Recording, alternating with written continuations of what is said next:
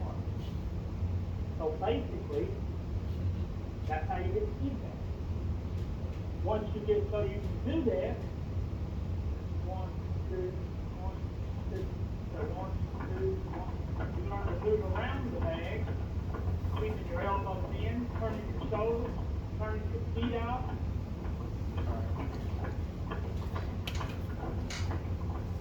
Keeping your hands right where they belong. That's where your hands stay. That's where your shoulders turn.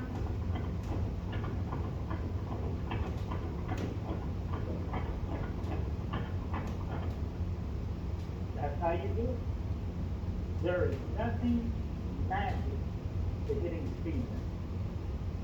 It looks brilliant to nobody. Just go, keep your hands up, 1, 2, turn your right heel out, 2, turn your right heel out. your right heel out. Keeping your elbows. Now watch my shoulder. I want to do this floor. I want you to watch my shoulder. Watch my feet.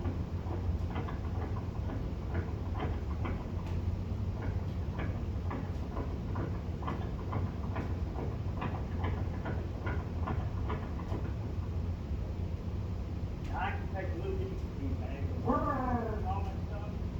I can do all this stuff right here. Who am I going to fight? Nobody. I hope. So, getting speedbag done correctly enhances your fundamentals. Getting the speedbag done incorrectly prohibits fundamentalism. So, it's good you're starting to box to learn to do this correctly. Once you learn to do it correctly, you can do every kind of variation you ever want to do off of your fundamental way of doing it, and you will never be limited in getting the speed. If you do everything fundamentally you've seen today, you will never be limited at whatever it is that you're working on. Being fundamental and having the ability to do things fundamentally correct gives you the opportunity to open the door to fight for the championship of the world. That time is done. But you have to have a base foundation to work from.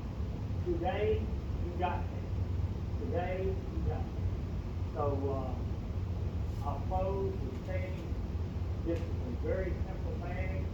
Everything you see here is simple, and it is simply complex, because guess who makes it a complex situation? You, the coach. This is an easy sport to teach. It's an easy sport to learn. It's a hard sport to take to the next level, in which we will do on this next, number 3.